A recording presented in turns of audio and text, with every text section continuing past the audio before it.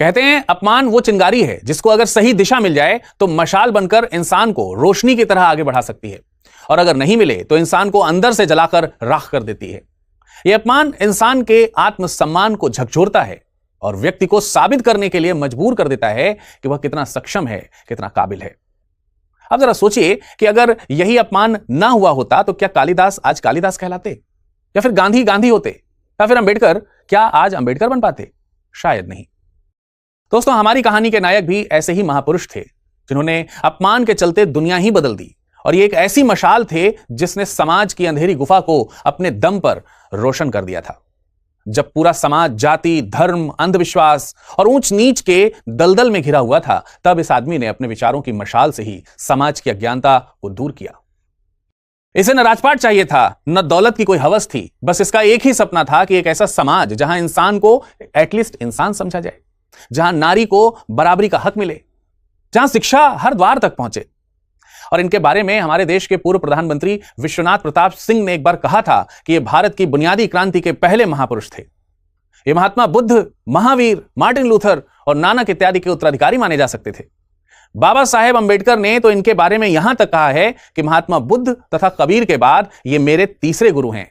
और आपको यह बात जरूर मालूम होगी कि इनको गांधी जी से कहीं पहले महात्मा गांधी से नवाजा गया था। यहां तक कि खुद गांधी जी ने इनको सच्चे महात्मा की उपाधि दी थी। इन महापुरुष के बारे में पंडित जवाहरलाल नेहरू ने भविष्यवाणी की थी कि भारतीय लोकतंत्र में किसान और मजदूरों की जैसे जैसे उन्नति होगी, वैसे वैसे इनका व्यक्तित्व और ज्यादा उभर कर सामने आएगा। दोस्तों, इन्होंने उस समय समाज में पुरोहितों के एक अधिकार को तोड़ा जिस समय ब्राह्मणवाद अपने चरम पर था। उस समय उन्होंने महिला शिक्षा की बात की, जब महिलाओं को रसोई की चौखट से बाहर तक नहीं निकलने दिया जाता था। उस समय जाति की बेड़ियों को तोड़ा, जब निम्न जाति के लोगों को इंसान ही नहीं समझा जाता था। दोस्तों, अगर ये आज से तकरीबन 1000 साल पहले पैदा हुए होते ना, तो मैं दावे के साथ कह सकता हूं कि आज उन्हें भगवान का दर्जा दिया जाता। ये महापुरुष कोई और नहीं बल्कि महात्मा ज्योतिराव गोविंदराव फुले थे। आज हम इन्हीं क्रांतिवीर की बातें करेंगे और समझेंगे कि इन्होंने ऐसा क्या किया जिससे सामान्य व्यक्ति से भारत की सबसे बड़ी सामाजिक क्रांति के ये मसीहा बन गए।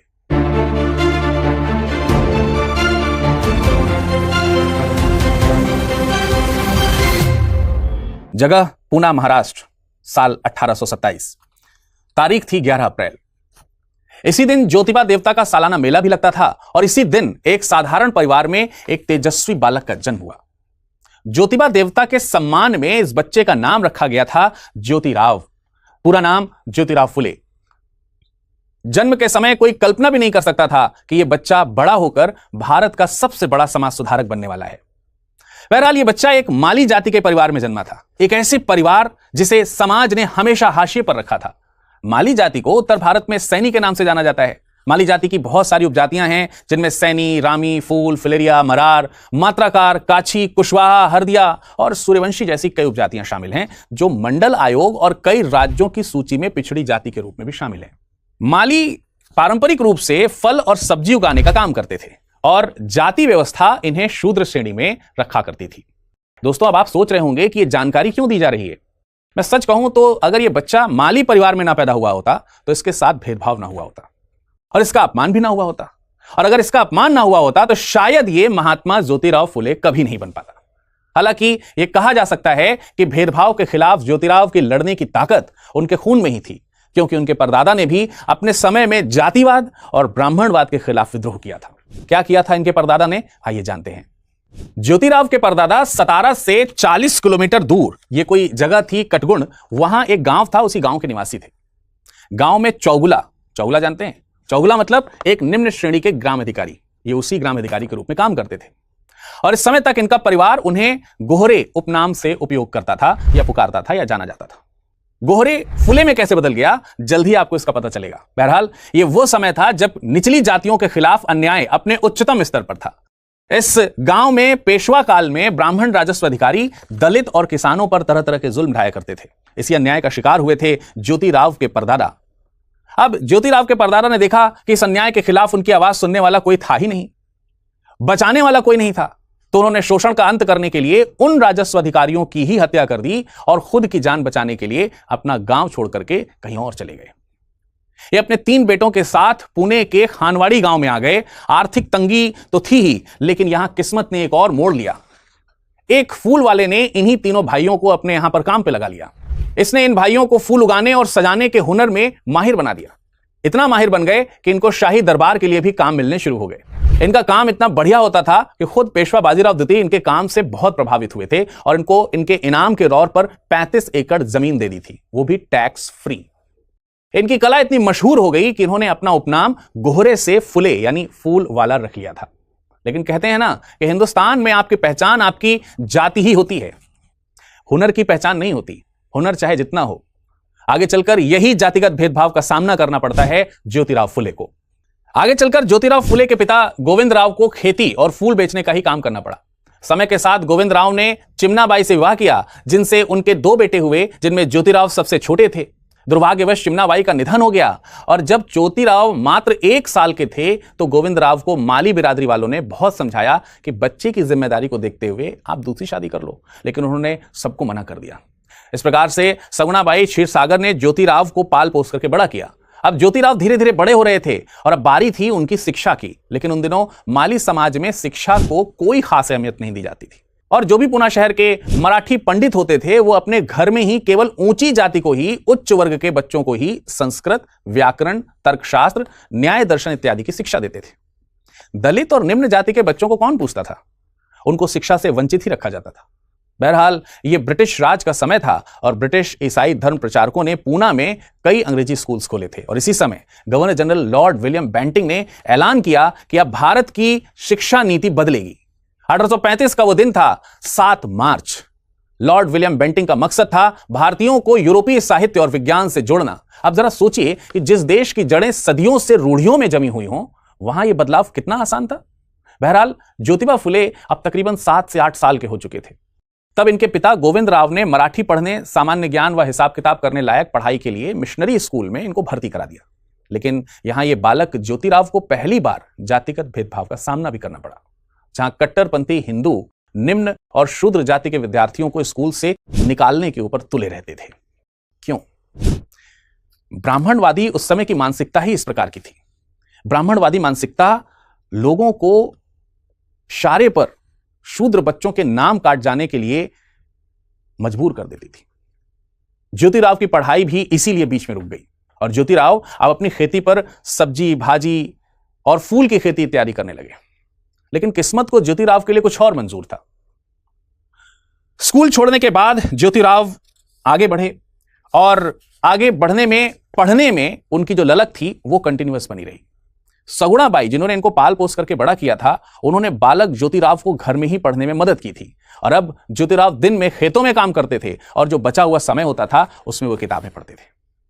ज्योतिराव के ज्ञान चक्षु अब खुल रहे थे और लोग उनकी सूक्ष्म और तर्क संगत बातों से बहुत प्रभावित होने लगे थे। और अब ज्योतिराव लगभग 14 साल के हो चुके थे और समाज की परंपरा के हिसाब से उस समय विवाह 14 साल की आयु में हो जाता था, तो उनका विवाह 8 साल की सावित्रीबाई से हो गया। लेकिन पढ़ाई की ज्वाला अभी भी धधक रही थी। ज्योतिबा फुले दिन में खेत में हल चलाता और रात में किताब पढ़ने के लिए दिए की लौ जलाता। कुछ सालों बाद पड़ोसी गफ्फार बेग, जो उर्दू फारसी के जानकार थे, और पादरी लेजिट, दोनों इन होनहार बालक में कुछ खास नजर आने लगा। साल था 1841। उन्होंने ज्योतिबा को फिर से स्कूल में पढ़ने के लिए हौसला दिया और ज्योतिबा फिर से स्कूल में दाखिल हो गए। यह स्कूल था स्कॉटिश मिशन हाई स्कूल। अब किस्मत ने करवट ली और ज्योतिबा की पढ़ाई अच्छी करने के लिए एक बार फिर से उन्हें मौका मिला। यहां तक कि ज्योतिबा ने अंग्रेजी में भी कमाल करके दिखाया। जब परीक्षा के नतीजे आए तो उन्होंने टॉप कर हर किसी को हैरान कर दिया। साल था 1847। महज 20 साल के थे। उन्होंने इस दौर की 7वीं कक्षा यानी अंग्रेजी स्कूल की ग्रेजुएट पढ़ाई पूरी कर ली थी। पढ़ाई तो पूरी हो गई थी, लेकिन अब महात्मा ज्योतिबा फुले की आंखें सवालों से भर चुकी थीं। उन्होंने देखा कि ईसाई धर्म हो या फिर इस्लाम, यहां कोई रोक टोक नहीं है। बाइबल पढ़ो, कुरान पढ़ो, किसी को कोई ऐतराज नहीं है, तो फिर हिंदू धर्म के ग्रंथों पर धर्म के ठेकेदारों के पहरे क्यों? आर्य ब्राह्मणों ने वेदों और मनुस्मृति को निचली जातियों से अछूता क्यों बना रखा है? ऐसे सवाल तीर बनकर उनके मन में चुभने लगे। जवाब पाने के लिए उन्होंने खुद को झोंक दिया ज्ञान की आग में।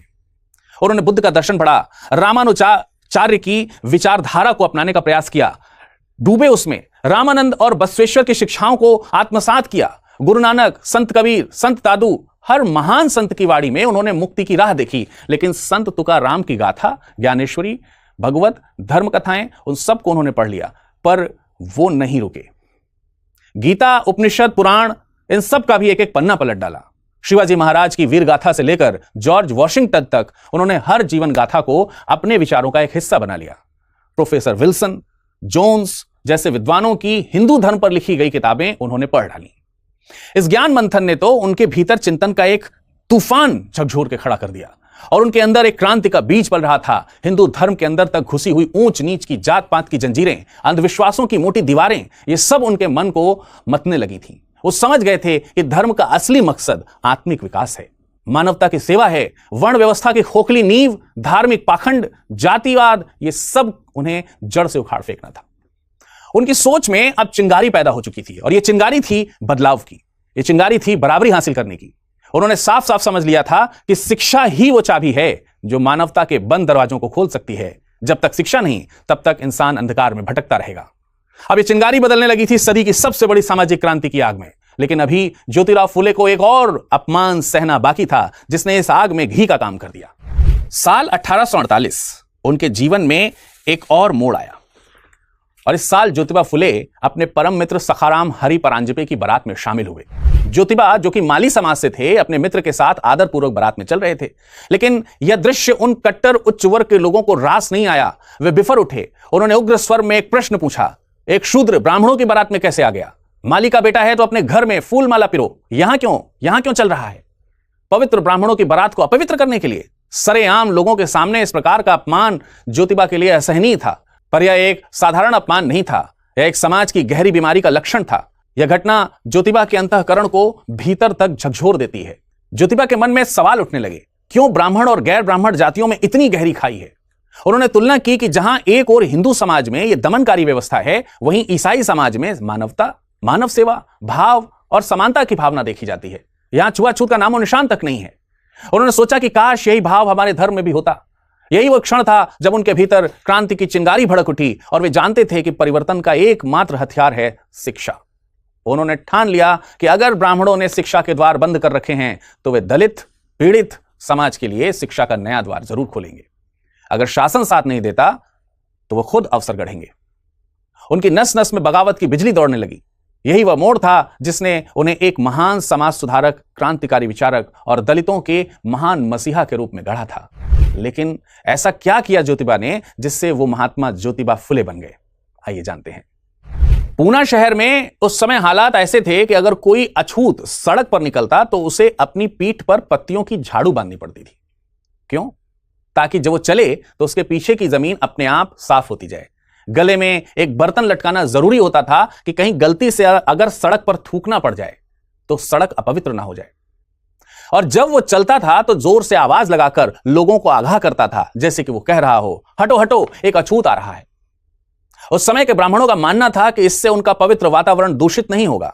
एक बार अपने आप को इस सिचुएशन में जरा रख कर देखिए और सोचिए और महसूस कीजिए कि आपको कैसा महसूस हो रहा है। उस समय निम्न जाति के लोगों को इंसान की तरह नहीं समझा जाता था, जैसे वे चलते फिरते अपराध की तरह देखे जाते थे। इतना ही नहीं, ऊंची जाति के कुएं और हौज तक के पानी अछूतों के लिए नहीं थे। नतीजा यह था कि वे गंदा पानी पीने के लिए मजबूर रहते थे और इसी कारण से उन्हें तरह तरह की बीमारियां होती थीं और बीमारियों के शिकार होते जा रहे थे। लेकिन महात्मा ज्योतिबा फुले इस अमानवीय अत्याचार के लिए चुप कैसे रह सकते थे? साल था 1849 जब उन्होंने अपने घर पर पानी का हौज अछूतों के लिए खोल दिया। दोस्तों, यह सिर्फ पानी का हौज नहीं था, यह थी मानवता की पहली लहर, बराबरी की पहली बूंद। लेकिन समाज के ठेकेदारों को यह बर्दाश्त कहां तक होती। ऊंची जाति के लोग और घर के रिश्तेदार उनके पिता पर यह दबाव डालने लगे। उन्हें गुस्सा आने लगा और उन्होंने गुस्से में आकर ज्योतिराव और सावित्रीबाई, जो कि उनकी पत्नी थी, उन दोनों को घर से निकाल दिया। घर से निकाले जाने का, समाज के द्वारा बहिष्कार होने का उन्हें रत्ती भर भी दुख नहीं हुआ, क्योंकि उनके लिए लड़ाई व्यक्तिगत नहीं थी। यह लड़ाई थी सदियों की बेड़ियों को तोड़ने की। उनकी नसों में अब एक ही आवाज गूंज रही थी, कोई भी इंसान अपवित्र नहीं होता। अपवित्र होती है तो उसकी सोच, जो इंसान को इंसान नहीं समझती। अछूतों के प्रति भेदभाव को खत्म करने का तो यह उनका एक छोटा सा प्रयास था। लेकिन दोस्तों, लगभग इसी समय ज्योतिराव ने महिला शिक्षा क्रांति का भी बीजारोपण कर दिया था। थॉमस पेन की किताब द राइट्स ऑफ मेन ने फुले को गहराई से प्रभावित किया था। उन्होंने ठान लिया कि समाज की बुराइयों का इलाज सिर्फ एक शिक्षा है, खासकर महिलाओं और निचली जातियों के लिए। अब आपके मन में सवाल आ रहा होगा कि ऐसा क्यों है? देखिए, उनका मानना था कि माताएं जो संस्कार बच्चों पर डालती हैं, उसी में उन बच्चों के भविष्य के बीज होते हैं। इसलिए लड़कियों को शिक्षित करना बेहद जरूरी है। इसी सोच के तहत उन्होंने सबसे पहले अपनी पत्नी सावित्रीबाई को पढ़ाना शुरू किया और तभी एक ऐसी घटना घटित हुई जिससे ज्योतिबा फुले का एक बड़ा सपना साकार हो गया। जब ज्योतिबा फुले की उम्र महज 20 साल की रही होगी तब अहमदनगर में उनकी मुलाकात हुई अपने जज मित्र गोविंद से। साथ में थी एक अमेरिकन ईसाई पादरी महिला सिंथिया फर्रार। इनका एक मिशनरी स्कूल चलता था। बस इसी को देखकर ज्योतिबा ने ठान लिया कि जो शिक्षा का बीजारोपण वहां हो रहा है वो पुणे में भी वो करके दिखाएंगे। इसी जुनून ने 1 जनवरी 1848 को पहला स्कूल पुणे में स्थित तात्या साहेब भिंडे की हवेली में खोला और दलित महिलाओं की शिक्षा का बीड़ा उठाया। सोचिए 19वीं सदी का भारत, जहां लड़कियों का स्कूल जाना तो दूर, किताब को छूना भी पाप समझा जाता था, आवाहन लड़कियों के लिए स्कूल खोना। दोस्तों, यह सिर्फ स्कूल नहीं था, यह उस दौर की सबसे बड़ी बगावत थी। इसी के साथ उन्होंने अपनी पत्नी सावित्रीबाई फुले को सौंप दिया एक ऐतिहासिक दायित्व भारत की पहली दलित महिला शिक्षिका बनने का। लेकिन समाज के ठेकेदारों को यह मंजूर नहीं था। शोर मच गया, हल्ला हो गया। एक दलित हिंदू नारी शिक्षिका कैसे बनेगी? यह तो धर्म और शास्त्रों के खिलाफ है। सिर्फ विरोध ही नहीं, बल्कि जब सावित्रीबाई स्कूल जाती थी तो रास्ते में उन पर मिट्टी फेंकी जाती थी, धूल उछाली जाती थी, गोबर मारा जाता था, पत्थर फेंके जाते थे। आप समझ सकते हैं इस सिचुएशन को। उन पर ताने कसे जाते थे, ये पढ़ेगी और पढ़ाएगी भी, नारी होकर समाज के विरुद्ध चलेगी। पर सावित्रीबाई डरी नहीं। उनके इरादे पहाड़ जैसे अडिग थे। इस पर इतिहास गवाह है। जो लोग समाज के सांचे में नहीं ढलते वही इतिहास बनाते हैं। बहरहाल 1 साल बाद जब 1849 में आर्थिक तंगी लगी और लगातार मिल रही धमकियों की वजह से स्कूल को कुछ समय के लिए उन्हें बंद करना पड़ गया, लेकिन फिर भी उन्होंने हार नहीं मानी। जल्दी से फिर से स्कूल उन्होंने खोल दिया। लेकिन जब दलित और पिछड़े वर्ग की जागृति की लहर दौड़ गई थी तो वहीं पड़ोसी गफ्फार बेग की बेटी फातिमा और ब्राह्मण युवक विष्णुपंत थट्टे ने भी इस आंदोलन में कंधे से कंधा मिलाया। 1850 तक उनके स्कूल में दलित स्कूलों की संख्या तेजी से बढ़ गई थी। 3 जुलाई 1850 बुधवार पेठ जगह में अन्ना साहेब चिपलूंकर ने एक और स्कूल खोला और सावित्रीबाई बनी मुख्य अध्यापक। इसी साल 7 सितंबर को दूसरी जगह एक और स्कूल शुरू कर दिया गया। आप यकीन नहीं करेंगे कि इसके सामूहिक प्रयासों से सिर्फ 2 से 3 साल में ही दलित पिछड़े वर्ग की महिलाओं के लिए एक साथ 18 स्कूल की शुरुआत हो चुकी थी। सन 1852 में अंग्रेज सरकार ने शिक्षा के लिए प्रसार किए फुले दंपत्ति को सम्मानित भी किया। पुणे संडे ऑब्जर्वर अखबार में 29 मई 1852 में प्रकाशित रिपोर्ट में लिखता है कि ज्योतिबा के स्कूल में लड़कियों की संख्या सरकारी स्कूल में पढ़ रहे लड़कों की संख्या से 10 गुना है। दोस्तों, महिला शिक्षा क्रांति का शंखनाद हो चुका था। उनका यह साहसिक कदम न केवल महिलाओं के लिए बल्कि पूरे समाज के लिए नया सवेरा लेकर आ चुका था। लेकिन शिक्षा के अलावा भी ज्योतिबा फुले को बेहद खास मामलों के लिए याद किया जाता है, वह सती प्रथा और विधवा विवाह। दोस्तों, आप लोगों को यह जरूर पता होगा कि बंगाल में समाज सुधारक राजा राममोहन राय ने सती प्रथा को खत्म करने के लिए एड़ी चोटी का जोर लगा दिया था। लेकिन 27 दिसंबर 1833 को उनकी मृत्यु हो जाने से समाज में क्रांति की जो लहर चल रही थी वो धीमी पड़ गई थी। लेकिन राजा राममोहन राय की यह मशाल महात्मा ज्योतिबा फुले ने उठा ली थी। उन्होंने पूना में सती प्रथा के विरुद्ध मोर्चा खोल दिया और सिर्फ सती प्रथा ही नहीं बल्कि विधवाओं के लिए विवाह की भी सामाजिक स्वीकृति दिलाने का बीड़ा उठाया। दरअसल उन्होंने देखा कि उच्च वर्ग की विधवाओं पर तमाम सारे प्रतिबंध लगाए जाते थे, जैसे उनके सर मुड़वाना, सफेद साड़ी पहनने के लिए उन्हें मजबूर करना। इसके अलावा समाज में विधवाओं के साथ अमानवीय व्यवहार किया जाता था। उनके साथ शारीरिक संबंध बनाकर उन्हें गर्भवती तक कर दिया जाता था और बाद में जब राज खुलते थे तो इन विधवाओं को मार पीट कर बेघर कर दिया जाता था या फिर जबरदस्ती उनका गर्भपात कराया जाता था। यह समस्या उस समय बहुत आम हो गई थी और विधवाओं के हक में बोलने वाला कोई नहीं था। इसी समस्या को जड़ से समाप्त करने के लिए ज्योतिराव फुले अक्टूबर 1853 में एक बड़ी सभा बुलाते हैं जिसमें सैकड़ों लोगों ने भाग लिया और इस सभा में विधवा विवाह का प्रस्ताव रखा गया। लेकिन समाज के ठेकेदारों के चलते प्रस्ताव सर्वसम्मति से पास हो सकता था क्या? बिल्कुल नहीं, और यही हुआ। लेकिन फुले रुके नहीं, विधवा विवाह के विरोधियों को ललकारते रहे। एक विधवा आश्रम खोल दिया। पुणे और आसपास के इलाकों में जहां ब्राह्मण परिवार विधवाओं के साथ अमानवीय व्यवहार करते थे वहीं विधवाएं अब फुले के विधवा आश्रम की ओर खींचने लगी थीं। जल्दी फुले का यह प्रयास अंधेरी गुफा में सूर्य की रोशनी की जैसे समाज में फैलने लगा था। इसी समय एक और महान हस्ती हुए महादेव गोविंद रानाडे। उन्होंने फुले से प्रभावित होकर 1860 से 1866 के बीच विधवा पुनर्विवाह संघ की स्थापना की थी और पंढरपुर में विधवा आश्रम खोले थे। विधवा विवाह के लिए प्रयास चलते ही रहे थे, लेकिन दोस्तों फुले महिलाओं को हर तरीके से सशक्त बनाना चाहते थे, क्योंकि यह वो समय था जब लड़कियों को बेहद कम उम्र में शादी करने के लिए मजबूर किया जाता था। कई बार कई कारणों से कम उम्र में ही लड़कियां विधवा बन जाती थीं और अगर ये गर्भवती होती थीं तो मजबूरी में नवजात बच्चों की हत्या कर दी जाती थी। ऐसे मामले उस समय काफी ज्यादा देखने को मिल रहे थे, इसलिए उन्होंने 1863 में बाल हत्या प्रतिबंधक गृह की स्थापना की ताकि मजबूर औरतें और नवजात बच्चों की हत्या ना हो सके। इसी समय उन्होंने काफी साहसिक कदम भी उठाया। उन्होंने काशीबाई नामक एक गर्भवती ब्राह्मणी विधवा को सहारा दिया और अपने ही घर में प्रसव की सुविधा भी उपलब्ध कराई। काशीबाई को बेटा हुआ, नाम रखा गया यशवंत। आप यकीन नहीं करेंगे, लेकिन फुले ने इस बच्चे को गोद ले लिया और समाज को खुला संदेश दिया कि जीवन को बचाना ही असली धर्म है।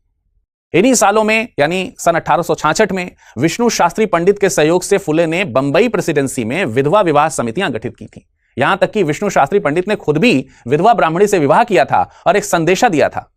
अब तो ब्रिटिश सरकार भी फुले के प्रयासों को देख रही थी। ब्रिटिश सरकार ने भी सन 1872 में नेटिव मैरिज एक्ट लागू कर दिया था, जिसने विधवा विवाह को कानूनी मान्यता दे दी। नवजात बच्चों की हत्या रोकना, विधवा विवाह को बढ़ावा देना, सती प्रथा को खत्म करना। महात्मा फुले का यह आंदोलन सिर्फ सुधार ही नहीं था, बल्कि मानवता की विजय थी। उन्होंने साबित कर दिया था कि जब तक समाज की सबसे पीड़ित नारी को सम्मान नहीं मिलेगा, तब तक सभी प्रगति अधूरी है। 1 जनवरी सन 1873 इतिहास के पन्ने में शायद कोई नई रोशनी उतरने वाली थी। ज्योतिबा फुले ने अपनी क्रांतिकारी किताब गुलामगिरी का प्रकाशन कर दिया था। यह किताब सिर्फ किताब नहीं थी, यह शूद्रों, निम्न जातियों के लिए एक नवीन इतिहास का घोषणा पत्र थी। उन्होंने साफ देखा था कि राजनीतिक गुलामी कितनी खतरनाक होती है और उससे कहीं ज्यादा भयानक होती है सामाजिक गुलामी। उन्होंने फैसला कर लिया था कि अब गुलामी की जंजीरें तोड़नी हैं और इसी मकसद से 24 सितंबर 1873 को उन्होंने अपने सभी समर्थकों, हितैषियों, प्रशंसकों और अनुयायियों को पुणे के जूनागढ़ के मकान नंबर 527 में एक ऐतिहासिक सभा के लिए बुलाया। और यहीं जन्म हुआ सत्य शोधक समाज का, एक ऐसी संस्था जो समाज में सत्य की खोज करेगी, पाखंड और पंडे पुरोहितों के जाल को तोड़ेगी और हर इंसान को बराबरी का दर्जा दिलाएगी। और सबसे बड़ी बात यह कि समाज की सदस्यता हर जाति, हर वर्ग, हर धर्म सबके लिए खुली थी। इस समाज के प्रारंभिक सदस्यों में सखाराम यशवंतराव परांजपे, सदाशिव गोवंडे, शिवाराम सखाराम दातार, मोरे विठ्ठल बालवेकर, ये सब लोग शामिल थे। यह संगठन उस समय का सामाजिक बम था। क्यों था, यह जल्दी आपको पता चल जाएगा। देखिए, वो एक ऐसा समय था जब निम्न जातियों के लोगों का धर्म के नाम पर, आस्था के नाम पर, ईश्वर के नाम पर, यहां तक कि वेदों के नाम पर जम करके शोषण हुआ करता था। और इसीलिए सत्य शोधक समाज में ऐसे नियमों और सिद्धांतों को शामिल किया गया जिसमें ईश्वर तो था, लेकिन वो एक ही था, यानी एकेश्वर की उपासना। ये मानते थे कि ईश्वर न तो किसी मंदिर में बंद है, न किसी पंडे पुरोहित का गुलाम है। हर जीव में एक समाया है, हर दिल में बसता है। ईश्वर किसी में भेद नहीं करता, न हिंदू, न मुसलमान, न ब्राह्मण, न अछूत, सब के सब उसी की संतान है। फुले हिंदू धर्म में बिचौलियों से बहुत परेशान थे, इसलिए उन्होंने कहा कि देखो यार, ईश्वर भक्ति अगर आपको करनी है ना, तो ईश्वर भक्ति के लिए ये बिचौलियों की आवश्यकता नहीं। कौन थे बिचौलिए? यही पंडे पुरोहित। अपने माता पिता से बात करने के लिए किसी माध्यम की किसी को कोई जरूरत होती है क्या?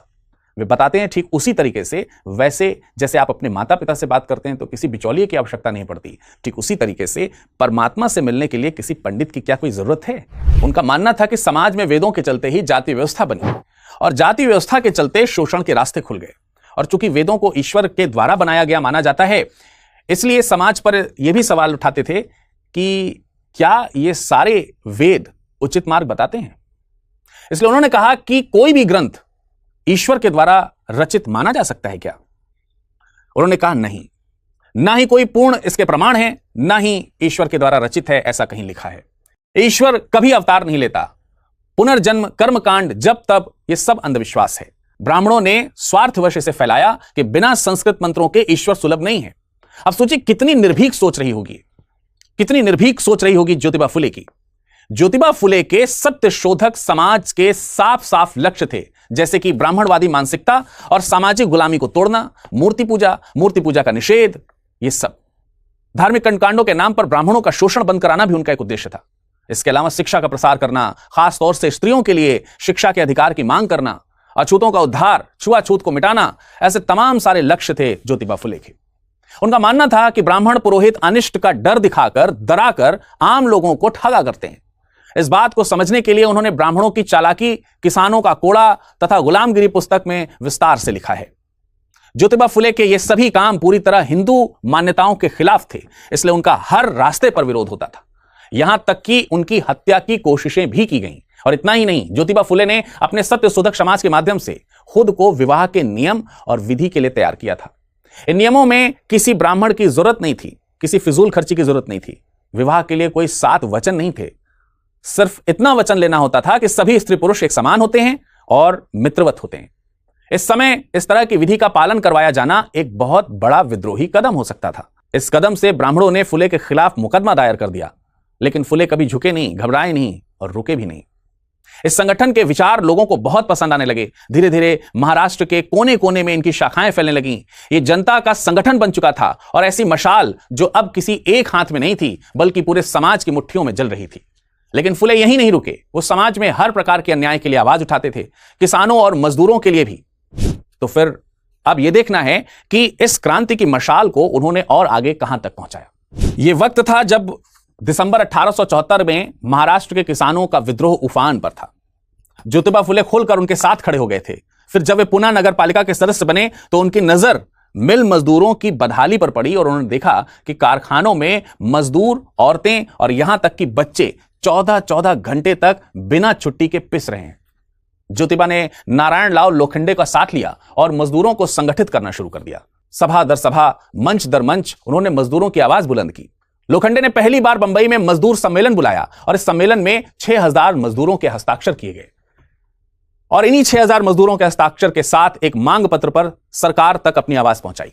इनके प्रयासों से ही 1888 में मिल मजदूर संगठन बना और 1890 में इतिहास रचा। इनके प्रयासों से रविवार की छुट्टी का कानून पास करवा दिया गया।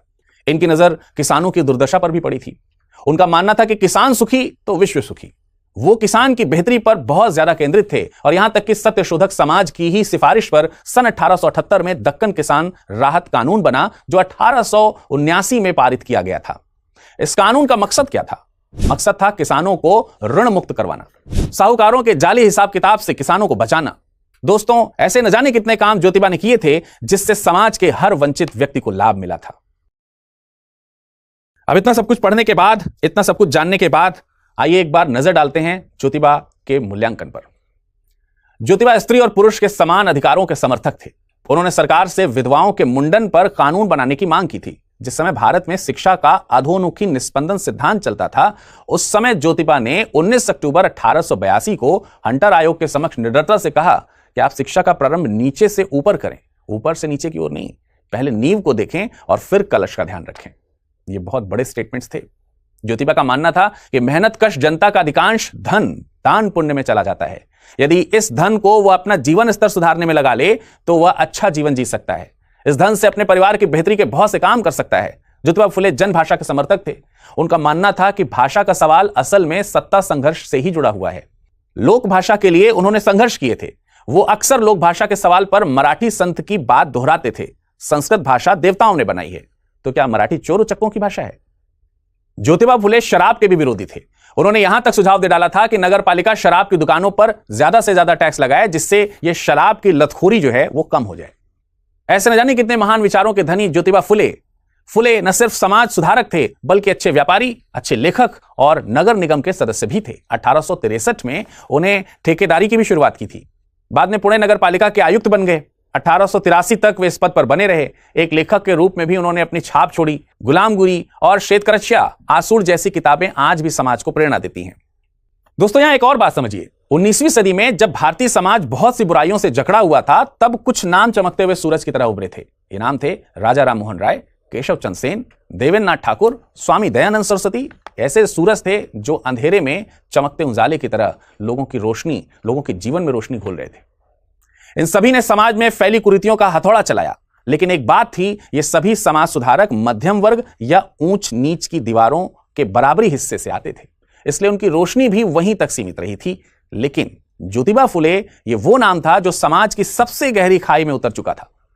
फुले खुद उस समाज से थे जिसे सदियों से पैरों तले कुचला गया था, इसलिए वो इन वर्ग का दर्द, अपमान शायद दूसरों से ज्यादा बेहतर समझते थे।